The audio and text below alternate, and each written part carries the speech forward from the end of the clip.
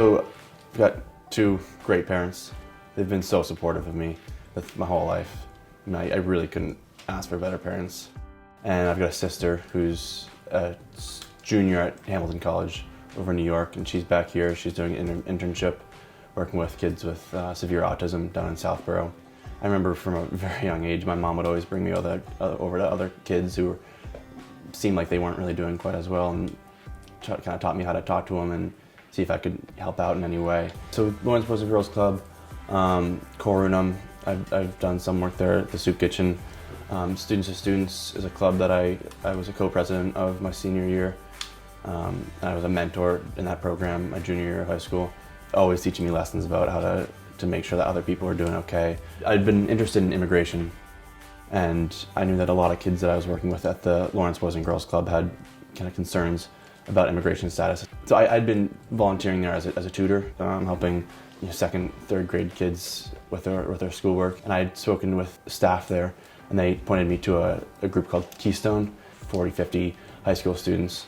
And it was kind of shocked me to realize just how, the anxiety levels, especially the kids who, they weren't really clear about what was happening, but you could tell that there was definitely some anxiety there. So I make these little, if you ever heard of worry stones, they're kind of similar to that, but they're made out of wood. They're just kind of really smooth. I sand these pieces of wood, and they have kind of a nice groove for your fingers, nice and smooth that fits in your hand. So I ended up making worry woods, and I made them out of wood from each student's home country. This one's made out of cocobolo, so if a student said they were from a specific country, cocobolo is from South America, so I'd make this one for them. I figured that the students at the Boys and Girls Club could be a good audience, people who could maybe benefit from these.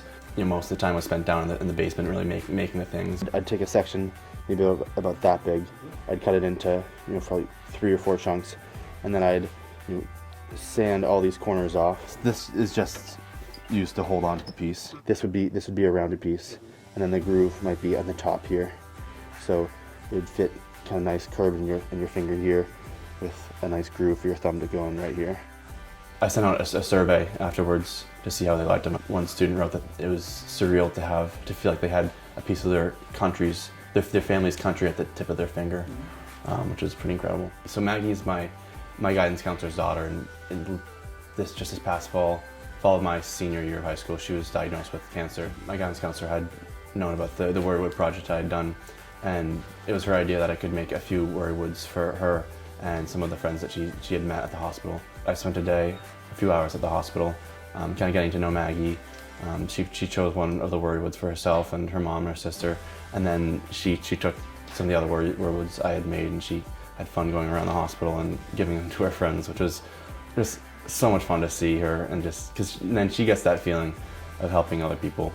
But so yeah, if someone was thinking about volunteering and they're kind of hesitant, or they maybe didn't feel like they have the drive, I'd go back to the self-serving part of it. Maybe put yourself first in front, and then maybe that's what will motivate you to go, knowing that you're going to feel good afterwards, and then you'll still be able to do the work for other people. But then at the end of the day, you're going to feel feeling better, and then I'm sure that'll drive you to come back again.